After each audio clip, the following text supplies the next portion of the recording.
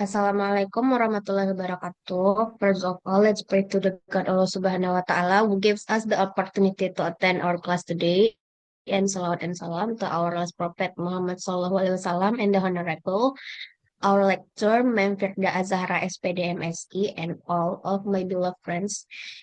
So we are from Group 4 and we are going to present our material today about Rekayasa Genetika Tanaman dan Hewan. So let us introduce ourselves. With me, Camelia Bersregar as moderator, Atifa Fadila Juiza, Laila Tulpuja, Pemil Tasari, Zefira Syafitri, and Zofira Akila Listri. Okay, the first material will be explained by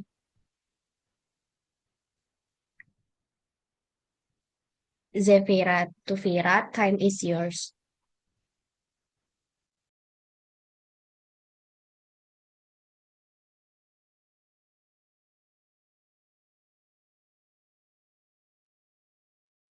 Baik, terima kasih moderator. Di sini saya akan menjelaskan mengenai definisi dan sejarah pengembangan rekayasa genetika. Next. Rekayasa genetika atau disebut juga dengan modifikasi genetika merupakan manipulasi langsung gen suatu organisme menggunakan bioteknologi.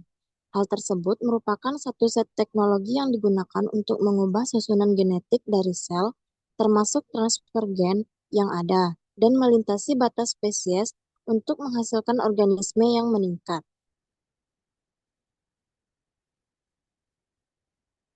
Rekayasa genetika merupakan suatu bioteknologi yang mencakup manipulasi gen, cloning gen, DNA rekombinan, teknologi modifikasi genetik, dan genetika modern dengan menggunakan berbagai macam prosedur. Istilah rekayasa genetika secara meluas menggambarkan manipulasi atau pemindahan gen dengan membuat DNA rekombinan melalui penyisipan gen dalam upaya untuk mendapatkan produk baru yang lebih unggul. DNA rekombinan merupakan hasil penggabungan dua materi genetik yang berasal dari dua organisme yang berbeda dan memiliki sifat atau fungsi yang dikehendaki sehingga organisme penerimanya mengekspresikan sifat atau fungsi sesuai dengan apa yang diinginkan. Next. Nah, sejarah rekayasa genetika. Rekayasa genetika, rekayasa genetik atau RG merupakan ilmu yang memanipulasi bahan genetik suatu organisme. Modifikasi genetik buatan pertama yang dilakukan dengan menggunakan bioteknologi adalah transgenesis, yaitu proses transfer gen dari satu organisme ke organisme lain. Pertama kali dilakukan oleh Herbert Boyer dan Stanley Cohen pada tahun 1972. Hasilnya ialah serangkaian kemajuan dalam teknik yang memungkinkan modifikasi langsung dari genom. Kemajuan penting lainnya termasuk penemuan enzim restriksi dan DNA ligase, kemampuan untuk merancang plasmid dan teknologi seperti reaksi berantai polimerase dan pengurutan DNA. Transformasi DNA menjadi organisme inang diselesaikan dengan penemuan biolistrik, yaitu Agrobacterium rekombinasi yang dimediasi dan mikroinjeksi. Hewan yang dimodifikasi secara genetik pertama adalah tikus pada tahun 1974 oleh Rudolf Jaynes. Pada tahun 1976, teknologi tersebut dikomersialkan seiring dengan munculnya bakteri yang dimodifikasi secara genetik yang menghasilkan somatostatin, diikuti oleh insulin pada tahun 1978. Nah, pada tahun 1983, gen resisten antibiotik dimasukkan ke dalam tembakau yang mengarah kepada tanaman yang dimodifikasi secara genetik pertama. Next. Nah, dengan berbagai kemajuan yang telah dicapai, memungkinkan para ilmuwan untuk memanipulasi dan menambahkan gen ke berbagai organisme yang berbeda dan menginduksi berbagai efek yang berbeda. Tanaman yang pertama kali dikomersialkan adalah tembakau yang tahan virus, yang dirilis di Tiongkok pada tahun 1992. Makanan yang dimodifikasi secara genetik pertama yaitu tomat, clove salve, yang dipasarkan pada tahun 1994. Nah, pada 2010, 29 negara telah menanam tanaman biotek komersial. Nah, pada tahun 2000, sebuah makalah yang diterbitkan di jurnal Science memperkenalkan beras emas, yaitu makanan pertama yang dikembangkan dengan peningkatan nilai gizi. Nah, mungkin itu saja penjelasan dari saya. Saya kembalikan kepada moderator. Okay, thanks to Zafira. The next material will be explained by Pemel. To Pemel, time is yours. Oh, baik, terima kasih kepada moderator. Di sini saya akan melanjutkan materi selanjutnya, yaitu mengenai tujuan dari rekayasa genetika. Di mana tujuan dari rekayasa genetika ini ada 5. Yang pertama itu pada bidang pertanian. Tujuannya yaitu meningkatkan hasil panen, ketahanan terhadap hama, penyakit, dan juga kondisi lingkungan yang ekstrim. Yang kedua, pada bidang kesehatan itu produksi obat-obatan, vaksin, terapi gen, dan hormon manusia seperti insulin. Yang ketiga itu pada bidang industri, tujuannya itu untuk mengembangkan enzim industri, bahan bakar hayati, dan juga mikroorganisme untuk pengolahan limbah. Yang keempat, pada bidang peternakan itu tujuannya untuk meningkatkan kualitas dan ketahanan hewan ternak. Dan yang terakhir, pada bidang lingkungan itu mengembangkan organisme yang mampu membersihkan pencemaran atau bioremediasi. Next. Selanjutnya itu ada manfaat dari rekayasa genetika. Yang pertama itu meningkatkan efisiensi produksi pangan dengan tanaman dan hewan yang lebih produktif. Yang kedua, mengurangi penggunaan bahan kimia berbahaya seperti pestisida dan juga pupuk sintesis. Yang ketiga, membantu pengobatan penyakit genetik melalui terapi gen. Yang keempat, menghasilkan produksi farmasi penting seperti insulin dan juga vaksin. Dan yang terakhir itu untuk membantu dalam pengolahan limbah dengan mikroorganisme yang dimodifikasi. Next. Nah, materi selanjutnya itu mengenai peran bioteknologi dalam rekayasa genetika. Di sini ada 6 perannya. Yang pertama itu produksi organisme transgenik, di mana bioteknologi ini akan memungkinkan penyisipan gen dari suatu organisme ke organisme lain untuk menghasilkan sifat yang baru. Nah, contohnya pada tanaman tahan hama seperti jagung, yang memiliki gen dari bakteri Bacillus thuringiensis. Nah, yang kedua yaitu ada terapi gen, di mana dalam bidang medis, bioteknologi ini digunakan untuk memperbaiki gen yang rusak, yang berguna untuk mengobati penyakit genetik seperti hemofilia dan juga thalassemia. Next. Nah, yang ketiga itu ada cloning gen dan juga organisme, di mana teknologi cloning memungkinkan penggandaan gen spesifik untuk berbagai keperluan, termasuk produksi insulin manusia yang melalui bakteri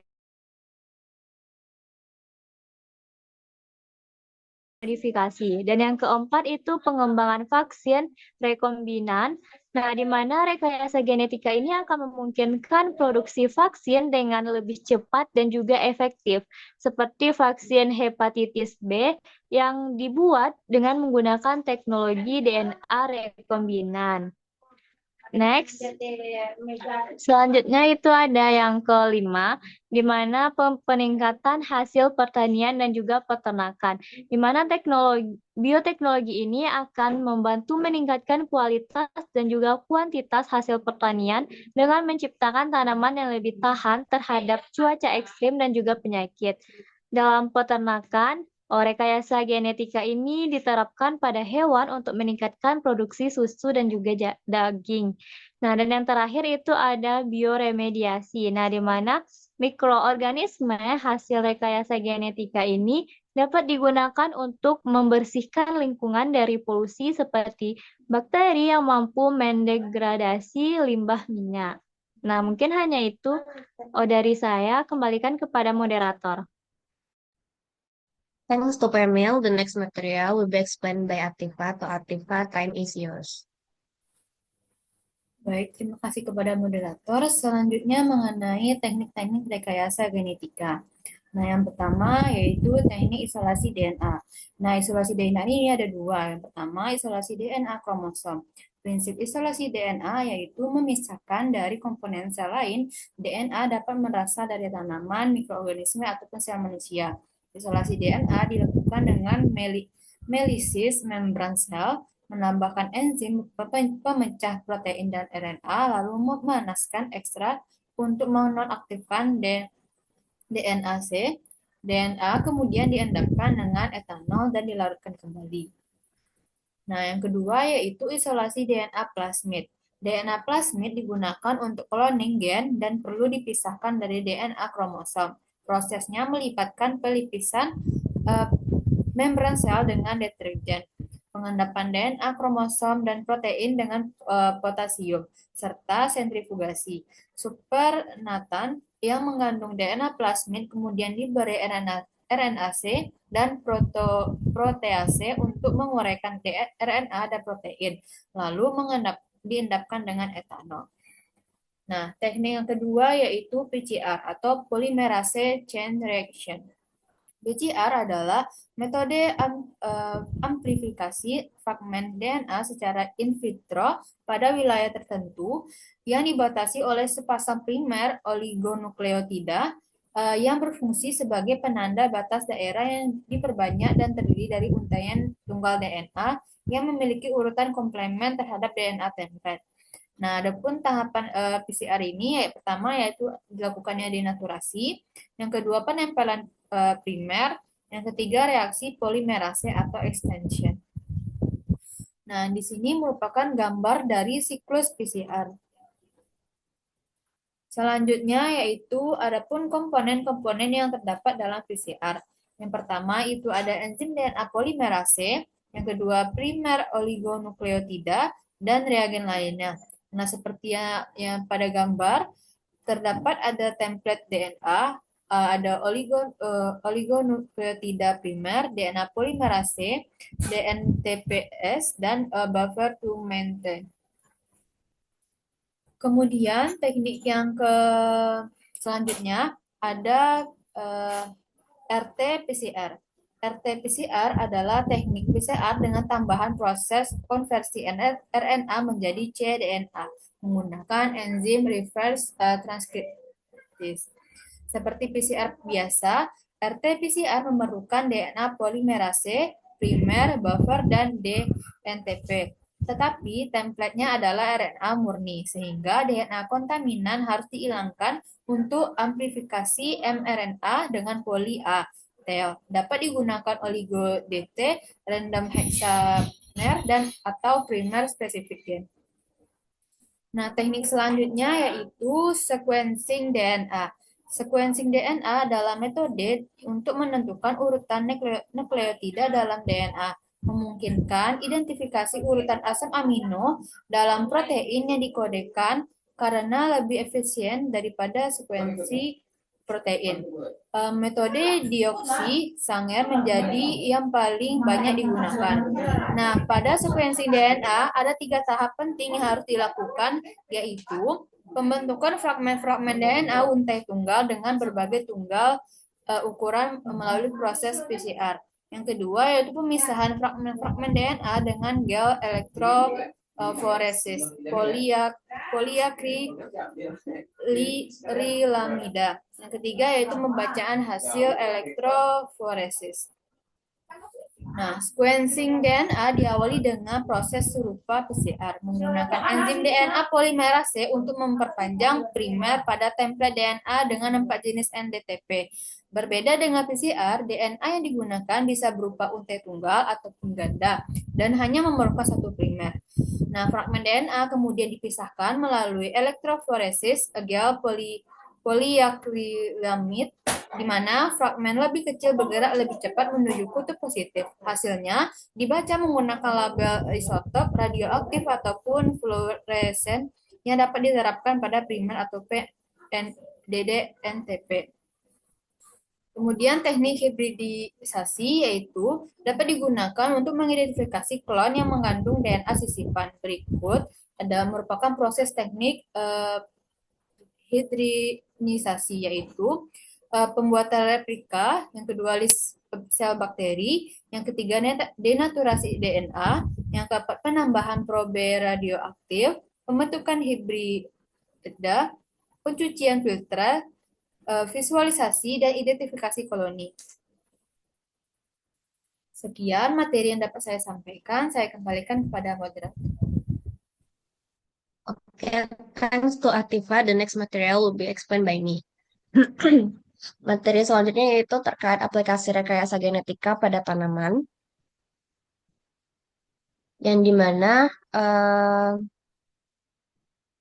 tanaman yang diproduksi dari hasil rekayasa genetika dikenal sebagai istilah GMO atau Genetically Modified Organism, di mana GMO sendiri adalah makhluk hidup yang ada semenjak dahulu untuk ditransformasikan maupun dicampur dengan gen lainnya melalui metode bioteknologi modern atau yang dikenal sebagai istilah rekayasa genetika. Nah, produk rekayasa genetik tanaman berupa GMO dalam perkembangannya semakin mengalami peningkatan yang disebabkan oleh adanya kebutuhan maupun permintaan pasar yang semakin mengalami peningkatan pula. GMO yang hadir melalui serangkaian metode bioteknologi modern memiliki peranan penting bagi kebutuhan pangan maupun farmaseutik di negeri ini. Next. Berikut beberapa contoh dari aplikasi rekayasa genetika pada tanaman. Yang pertama itu ada tanaman BT tahan hama, di mana tanaman PRGTSH atau produk rekayasa genetika transgenik yang telah dikomersialkan secara luas mengandung gen interest ketahanan serangga hama yang berasal dari bakteri tanah B. Bakteri tanah B. thuringiensis atau disingkat BT. Misalnya jagung BT, kapas BT. Nah, pada tahun 2009, jagung BT dan jagung BTTH dikomersialkan di berbagai negara seperti Afrika Selatan, Amerika Serikat, Argentina, Brazil, Chili, Filipina, dan lain sebagainya.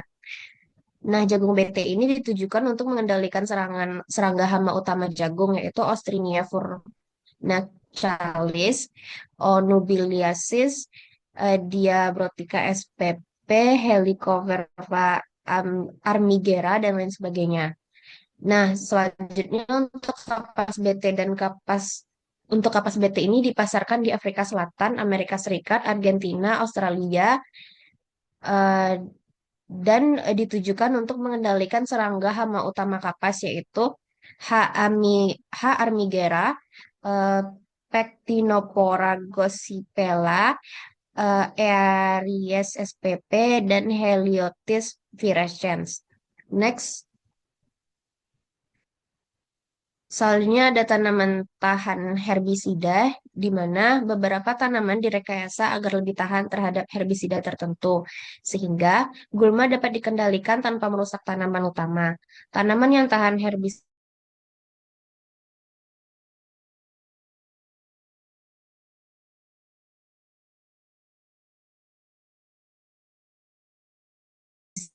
seperti tanaman yang tahan glifosat. Glifosat adalah herbisida berspektrum luas yang mengendalikan berbagai tanaman dan terurai relatif cepat di lingkungan. Pertama kali itu dipasarkan dengan nama dagang Roundup. Nah, contohnya di sini ada kacang kedelai Roundup Ready yang dirilis di Amerika Serikat pada tahun 1996. Dan sejak itu, tanaman tahan glifosat lainnya seperti jagung, kapas, canola, bit gula, dan alfalfa telah dikembangkan dan diadopsi secara luas di Amerika Serikat dan negara-negara lainnya. Next. Selanjutnya yaitu untuk memperbaiki nilai gizi tanaman, di mana rekayasa genetika ini memungkinkan peningkatan kandungan nutrisi dalam tanaman untuk membantu mengatasi masalah gizi masyarakat. Nah, contohnya di sini vitamin A sendiri berperan penting dalam metabolisme tubuh manusia. Zat ini penting bagi beberapa fungsi tubuh seperti penglihatan, sistem imun, reproduksi, serta regulasi gen. Kekurangan zat ini dapat menyebabkan buta permanen yang diawali dengan rabun senja. Nah, kurangnya vitamin A menyebabkan makin parahnya beberapa penyakit menular akibat menurunnya respon imun, bahkan dapat menaikkan tingkat kematian pada anak-anak. Nah, untuk menghindari situasi berbahaya tersebut, dilakukan peningkatan asupan vitamin A yang dapat diperoleh dari dua sumber, yaitu sumber hewani atau sumber nabati. Nah, walaupun banyak ditemukan dari beberapa sumber di alam, namun setiap orang tidak dapat memperolehnya. Hal ini disebabkan karena rendahnya penghasilan sehingga tidak dapat mengkonsumsi makanan yang kaya vitamin. Beras sebagai salah satu sumber nabati menjadi pilihan utama sebagai makanan pokok bagi penduduk di negara berkembang. Namun, walaupun kaya karbohidrat, beras tidak mengandung cukup vitamin A. Karena beras tetap menjadi pilihan utama di banyak negara ASEAN, maka sangat penting menemukan metode untuk meningkatkan kandungan vitamin A di dalam beras. Nah, teknik yang digunakan di beberapa tahun terakhir ini adalah merekayasa jenis beras baru yang dikenal sebagai golden rice, di mana beras ini telah dimodifikasi bahan genetiknya sehingga mampu memproduksi beta-karoten atau provitamin A di dalam endospermanya dan tampak berwarna kemasan saat dikupas dan digiling. Nah, untuk teknik rekayasa genetika dalam golden rice-nya terdapat pada gambar sebelah, ya ini. Yang pertama mengubah GGD menjadi fitoen dan 2 pirofosfat dengan dibantu oleh enzim fitoen sintetase. Selanjutnya mengubah eh, 2 pirofosfat menjadi likopen dibantu oleh dua enzim, yaitu fitoen desaturase dan karoten desaturase. Selanjutnya jalur intermediat ini kemudian diubah menjadi beta karoten oleh likopen siklase. Jadi, jika seseorang mengkonsumsi beta karoten ini di dalam pencernaannya akan berlangsung proses pengubahan beta karoten menjadi vitamin A. Next, selanjutnya itu tahan terhadap lingkungan ekstrim, di mana beberapa tanaman dimodifikasi agar tetap dapat tumbuh dalam kondisi lingkungan yang tidak mendukung, seperti kekeringan, suhu ekstrim, atau tanah dengan salinitas tinggi. Nah, tanaman ini direkayasa agar memiliki akar yang lebih panjang dan contohnya itu ada jagung Drogard yang direkayasa agar memiliki sistem akar yang lebih efisien dalam menyerap air. Nah, beberapa varietas padi dan jagung juga dimodifikasi untuk menghasilkan lebih sedikit stomata guna mengurangi penguapan air. Nah, jagung Drogard ini dikembangkan dengan teknologi rekayasa genetika untuk meningkatkan ketahanan terhadap kekeringan di daerah dengan curah hujan rendah. Baiklah, that's all from me. The next material will be explained by Lailatul Puja. The Lailatul Puja, time is yours. Baiklah, terima kasih kepada moderator. Di sini saya akan menjelaskan tentang aplikasi genetika pada hewan. Yang dimana aplikasi rekayasa genetika pada hewan ini melibatkan manipulasi atau modifikasi kode genetik hewan tertentu untuk mengubah karakteristiknya dan memperkenalkan sifat-sifat tertentu yang diinginkan. Rekayasa genetika pada hewan ini telah meningkat secara signifikan dalam beberapa tahun terakhir. Next slide. Nah, modifikasi genetika pada hewan ini melibatkan perubahan materi genetiknya dengan menambahkan, memodifikasi, atau menghilangkan DNA tertentu. Next. Nah, adapun aplikasi rekayasa genetika pada hewan itu terdapat 3. Yang pertama, hewan transgenik, yang kedua cloning, dan yang ketiga editing genetik. Selanjutnya, nah, yang pertama itu ada hewan transgenik, yang contohnya yang pertama itu ada Salmon Aqua Advantage, yang dimana ikan salmon hasil rekayasa genetika yang dikembangkan oleh perusahaan Aquan Bounty Teknologi. Salmon ini dirancang untuk tumbuh lebih cepat dibandingkan salmon Atlantik biasa, sehingga lebih efisien dalam produksi pangan. Selanjutnya,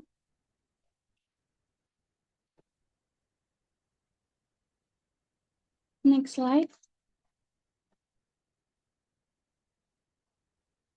Nah, yang kedua ada kambing transgenik, yang dimana kambing yang telah dimodifikasi secara genetik agar menghasilkan protein terapeutik dalam susunya. Teknologi ini memungkinkan produksi obat-obatan dalam jumlah besar dengan biaya yang lebih rendah dibandingkan metode konvensional. Next slide. Nah, bagaimana kambing transgenik dibuat? Ada 3 cara untuk membuat kambing transgenik ini. Yang pertama itu ada penyisipan gen terapeutik, yang kedua ada pemilihan kambing transgenik, dan yang ketiga ada memproduksi protein dalam susu. Selanjutnya, nah, yang ketiga itu ada tikus transgenik, yang dimana tikus ini dimodifikasi secara genetik untuk mengandung atau mengekspresikan gen tertentu, sehingga mereka dapat digunakan sebagai model dalam penelitian penyakit manusia. Teknologi ini memungkinkan para ilmuwan untuk memahami mekanisme penyakit, menguji obat baru, dan mengembangkan terapi yang lebih efektif. Selanjutnya, nah, bagaimana tikus transgenik ini dibuat? Yaitu dengan 3 cara. Yang pertama itu penyisipan gen target, yang kedua pemilihan tikus transgenik, dan yang terakhir itu pengamatan dan penelitian. Nah, yang kedua ada cloning, yang dimana cloning ini merupakan proses menghasilkan individu secara genetik dengan individu asalnya. Teknik ini digunakan dalam berbagai bidang, termasuk kedokteran, peternakan, dan konservasi hewan. Selanjutnya, nah, yang pertama itu ada cloning reproduktif, yang dimana cloning ini bertujuan untuk menciptakan individu baru yang identik secara genetik dengan organisme asalnya. Cara pengaplikasiannya, yang pertama itu pada domba Dolly 1996, yang dimana dilakukan dengan dikloning dari sel somatiknya. Yang kedua ada konservasi spesies langka, yang dimana itu di Banten Javan 2023 dan kura-kura raksasa Galapagos yang dikloning untuk mencegah kepunahannya. Selanjutnya, yang kedua ada cloning terapeutik, yang dimana cloning ini bertujuan untuk menghasilkan sel punca atau stem cells guna untuk terapi medis, bukan untuk menciptakan individu baru. Yang dimana pengaplikasiannya itu yang pertama regenerasi jaringan. Sel punca dapat digunakan untuk memperbaiki jaringan yang rusak akibat luka atau penyakit. Yang kedua itu dengan penelitian transplantasi organ, yang dimana mengembangkan organ dari sel pasien sendiri untuk mengurangi risiko penolakan transplantasi. Selanjutnya ada cloning genetik atau molekuler, yang dimana proses ini menggandakan segmen DNA untuk penelitian atau rekayasa genetika. Dengan aplikasinya, yang pertama itu pada produksi obat-obatan seperti insulin rekombinan untuk diabetes. Yang kedua, penelitian genetika seperti memahami fungsi gen dan dalam organisme. Dan yang terakhir itu rekayasa genetika untuk membantu dalam modifikasi gen pada tanaman, hewan, serta mikroba. Selanjutnya, nah yang ketiga itu ada editing genetik dengan CRISPR C9, yang dimana teknologi rekayasa genetika yang memungkinkan memodifikasi DNA dengan presisi tinggi. Teknologi ini berasal dari sistem pertahanan alami bakteri terhadap virus, yang kemudian dimodifikasi untuk digunakan dalam manipulasi gen dari berbagai organisme, termasuk pada hewan dan manusia.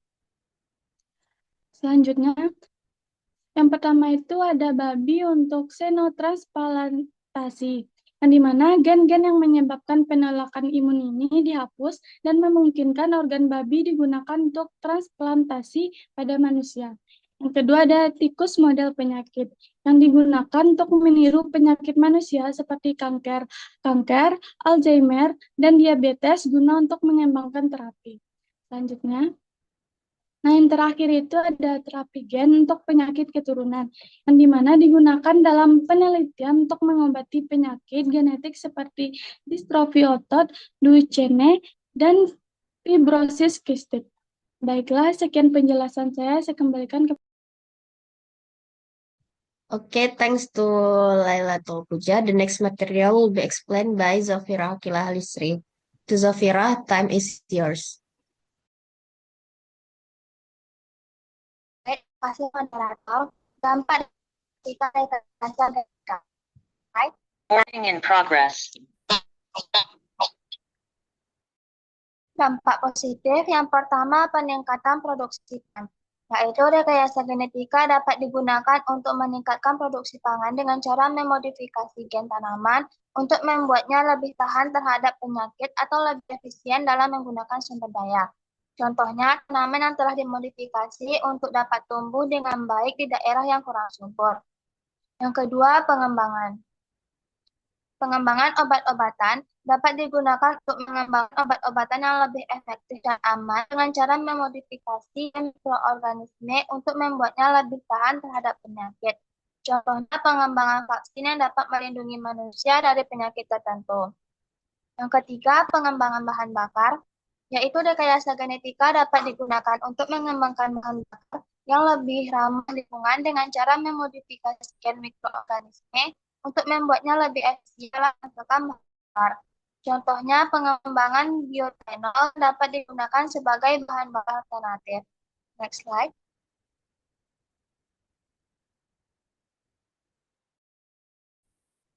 Dampak rekayasa genetika yaitu yang pertama kerusakan lingkungan dapat menyebabkan kerusakan lingkungan dengan cara memodifikasi gen organisme yang dapat menyebabkan perubahan ekosistem. Contohnya, pengembangan tanaman yang dapat tumbuh dengan baik di daerah yang kurang subur, namun menyebabkan kerusakan pada sistem lokal. Yang kedua, pengembangan organisme yang berbahaya, yaitu rekayasa genetika dapat digunakan untuk mengembangkan organisme yang berbahaya seperti bakteri yang lebih tahan terhadap antibiotik. Contohnya pengembangan bakteri yang dapat menyebabkan penyakit pada manusia. Yang ketiga, ketergantungan pada teknologi.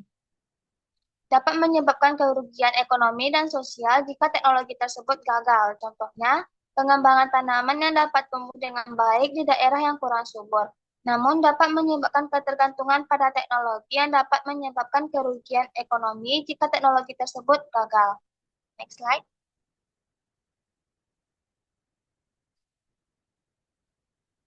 Isu rekayasa genetika yang pertama, etika. Rekayasa genetika memiliki beberapa isu etika seperti apakah manusia memiliki hak untuk memanipulasi gen organisme lain. Contohnya, pengembangan organisme yang dapat digunakan sebagai sumber makanan, namun dapat menyebabkan kerusakan pada ekosistem lokal. Yang kedua, keselamatan. Rekayasa genetika memiliki beberapa isu keselamatan seperti apakah organisme yang telah dimodifikasi dapat menyebabkan kerusakan lingkungan atau berbahaya bagi manusia. Contohnya, pengembangan bakteri yang dapat menyebabkan penyakit pada manusia. Yang terakhir, regulasi. Rekayasa genetika memiliki beberapa isu regulasi seperti bagaimana cara mengatur penggunaan teknologi rekayasa genetika untuk memastikan bahwa teknologi tersebut digunakan dengan aman dan bertanggung jawab. Contohnya, pengembangan peraturan mengatur penggunaan teknologi rekayasa genetika dalam bidang pertanian. Baiklah, sekian dari saya kembalikan ke moderator.